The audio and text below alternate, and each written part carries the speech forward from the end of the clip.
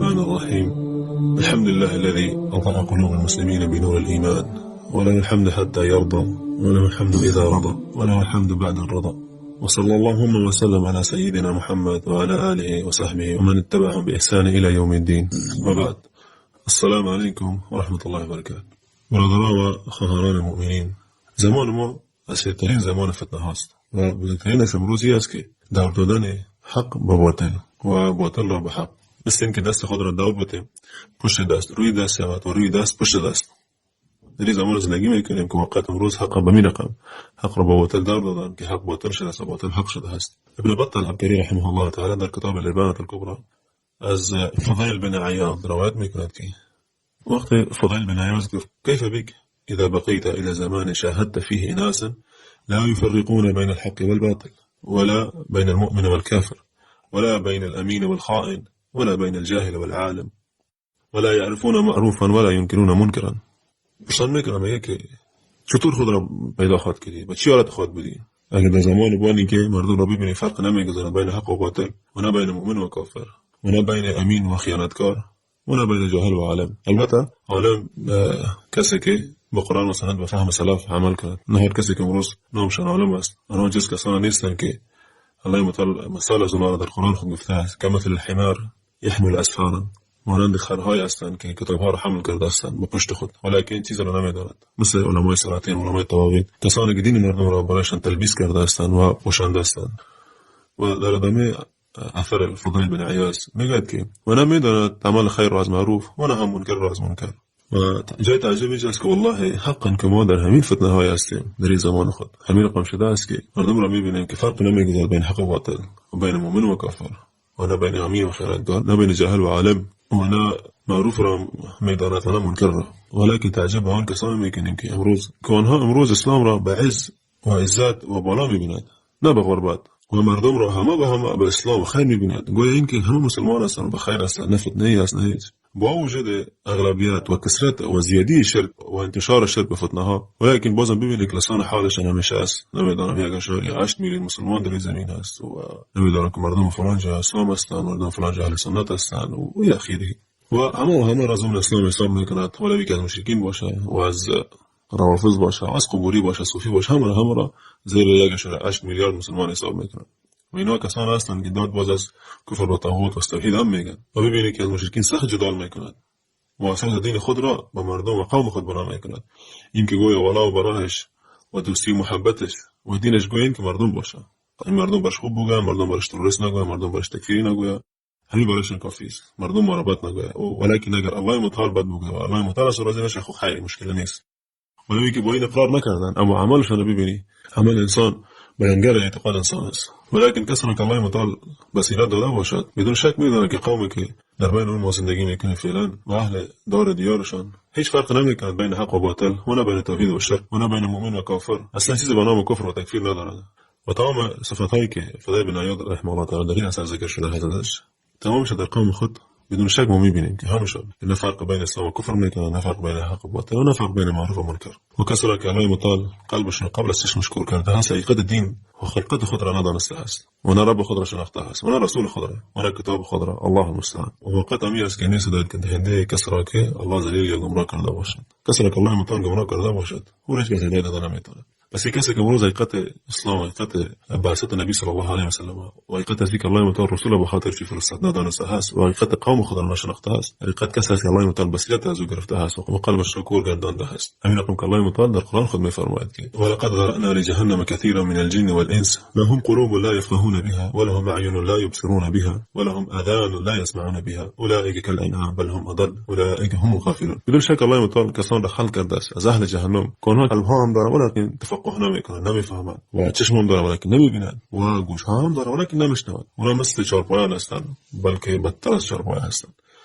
و بدون شک کسی که واقعا حقیقت اسلام امروز نشناخته است و در اختلاط و دوستی و محبت با قوم مشرکین خود است و حقیقت اسلام نفهمیده است. اونا کسان هستند که واقعا قلب دارند ولیکن تفقه نمیکنند، یعنی نمیفهمند. قلبشان الله متعال مور زده است و بصیرتشان از آنها گرفته است. و مؤمن وقتی که وضعیت میبینه تعجب میکند، همانطور که والله سلف تعجب کرده است. و استعجب به این حالت همیشه زبانش بيارات نسكبوك سبحان الله اللهم المستعان لا حول ولا قوة إلا بالله إنا لله وإنا إليه راجعون. استعجبوا زياد أسحيلات زياد هم ترك من رحمه الله تعالى الكتاب خد در الإبانة الكبرى بعد الذكر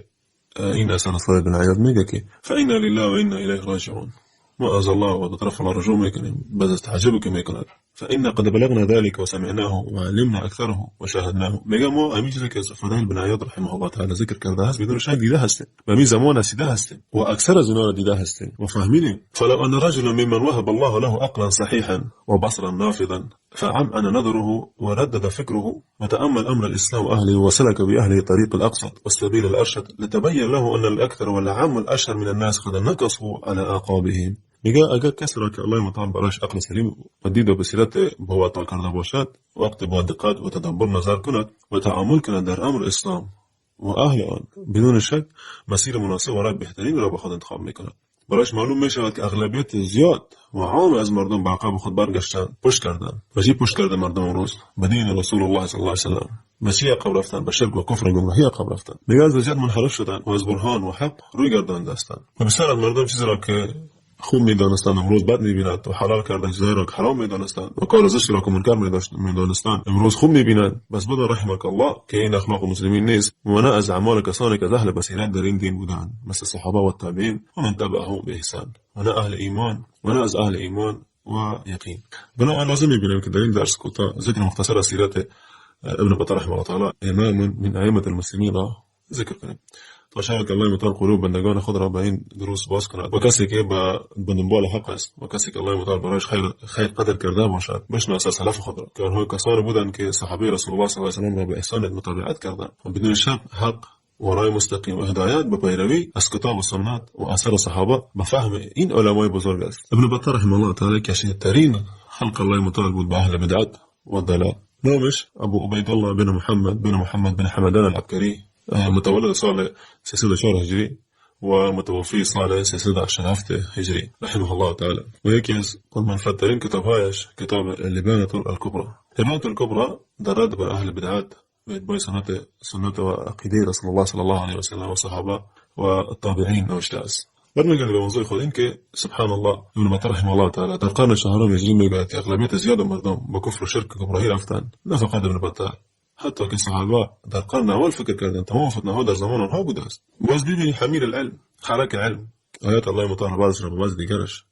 میزند به خاطر تعبیر خود که امروز قرن 15 هنوز هم دعوای دارند که مردم به اسلام و خیر و توحید هستند. از امر این مردم تعجب میکنیم از حالت این مردم تعجب میکنیم والله و بعض زمانش ببینی که دارند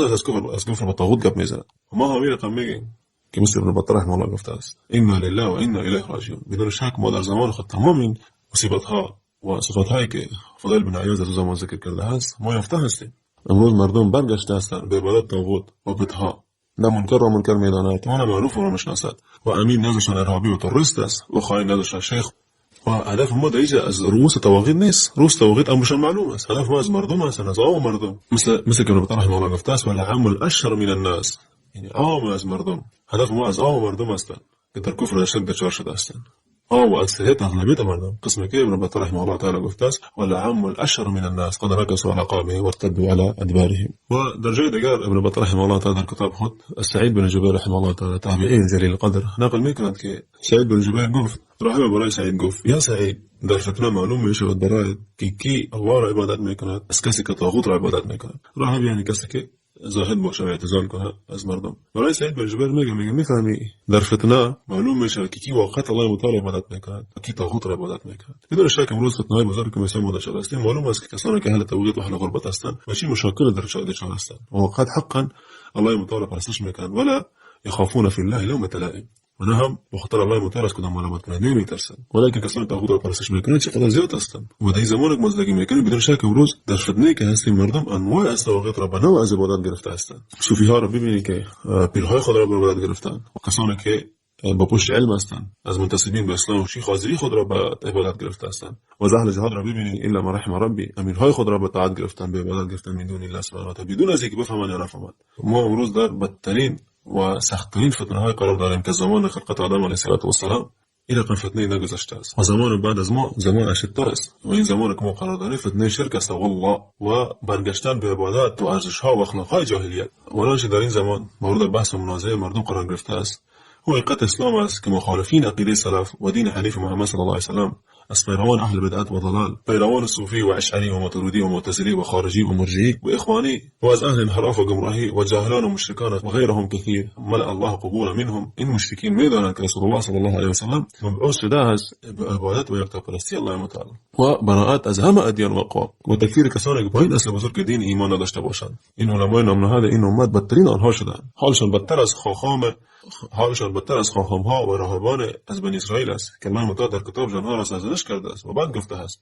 قال الله تعالى ألم يؤخذ عليهم ميثاق الكتاب أن لا يقول على الله إلا الحق ودرسوا ما فيه والدار الآخرة خير للذين يتقون أفلا تعقلون. آیا پیمان کتاب الله از آنها گرفته نشده است که بر الله جز حق نگویند؟ ابن حاتم در تفسیر خود السدی در این قول الله متعال نقل میکند که فخلف من بعدهم خلف ورثوا الكتاب، این پس از آنها گروه غیر صالح جانشین آنها شدند که کتاب تورات را به ارث بردند. میگه که اینها از بنی اسرائیل و امثالشان در این امت مرجعه ها هستند و واقعا از مرجعه کرده مزدتر طایفه بین امت دیده هستیم و اینها همون کسانی بودند که رسول الله صلی الله علیه و سلم خوف داشت به امت خود از فتنه‌های اینها علیهم لعنت الله. همین رقم در حدیثی که رواه احمد عن ثوبان قال قال رسول الله صلی الله علیه و سلم انما خاف على امتی الائمه المضلین، که بدون شک که رسول الله صلی الله علیه و سلم گفت که خوف ما برای امت ما از این امامهای علمای سوء و شیوخ ضلال است و این دین را جز همین علمای گمراه تجار و دین دیگر کی فروختند و مردم را با کفر و شرک آوردند و دین مردم را برای مردم پوشانندند، نسل را تربیه کردند که جز فحشا کفر شرک اشدتر از قوم نوح و عام ثمود هستند. نسأل الله العافیة و السلامة. مثل که ابن مبارک رحمه الله تعالی میگوید و هل افسد الدین الا الملوک و احبار و سوء رهبانها، و یا دین غیر از ملوک و رهبان بد و سوء کسی دیگر خراب کردن و مفسد کرده است. بدون شک جز ملک و سلطان و امیر و رئیس است که مردم را به زور و به فتوای تبلچی های خود گمراه ساختند، هم خودشان گمراه شدند هم خلق را گمراه کردند. والله ما در زمان هستیم همین رقم که حذیفه رضی الله تعالی عنه گفته است که زمان بالای مردم میآید که جز کسی دعای غریق را کند که نجات بیابد، یعنی این که کسی در حال غرق شدن باشد و مرگ را به چشم خود ببیند خالصانه به تمام قلب و خوف و امید و گریه و ناله از الله متعال نجات میطلبد که غرق نشود. همین رقم امروز والله اگر ما مثل دعای غریق دعا نکنیم والله کسی نجات نمییابد الا من رحم ربی، والله کسی نجات نمییابد از کفر و شرک الا من سلم الله، نسأل الله العافیة و السلامة. و باز به خود یک نگاه بیانداز ای مؤمن ای موحد که این نعمت بزرگ است که الله متعال در این زمان شدید المحن و الفتن برایت عطا کرده است و در ترس این باشی که از پیشت گرفته نشود. ابن عمر رضی الله تعالی عنه دعا میکرد که یا ربی ایمان که برای ما دادی دوباره نگیر از ما. مؤمن و موحد که تأمل کند و تدبر کند به کتاب الله متعال. و اخیرا میخوام در این سلسله دروس ابواب مهم را ذکر کنیم که در زمان ما سخت به اون نیاز است که یک مؤمن باید بداند. مثل اینکه در زمان احمد بن حنبل رحمه الله تعالی فتنه خلق قرآن بود و تمام جهد و کوشش آنها این بود که این کفر و گمراهی را برای مردم آشکار کند. امروز همین شکل بدعت‌های بدین چسباندن که ما انزل الله من سلطان، بیان حقیقت اسلام که الله متعال رسول الله به خاطر آن فرستاده است، حقیقتی که پنهان شده است در این زمان ما، و آوردن دلیل و حجت و برهان و تطبیق آن و تنزیل آن و بیان نمودن اقوامی که متفرق شدند و بیان کفر آنها در این زمان و در هر دیار. و این که اسلام کسی صحیح نیست امروز مگر به خارج شدن از جاهلیت مؤثر و دور شدن از اهل آن و براءت و دشمنی و تکفیر آن و رد به نوازهای جهمیه عصر و بیان گمراهی و تلبیسی که برای مردم کرده هستند. اسأل الله التوفیق و السداد والعون والرشاد. الى اللقاء الثاني وصلى الله وسلم وبارك على نبينا محمد واخر دعوانا الحمد لله رب العالمين.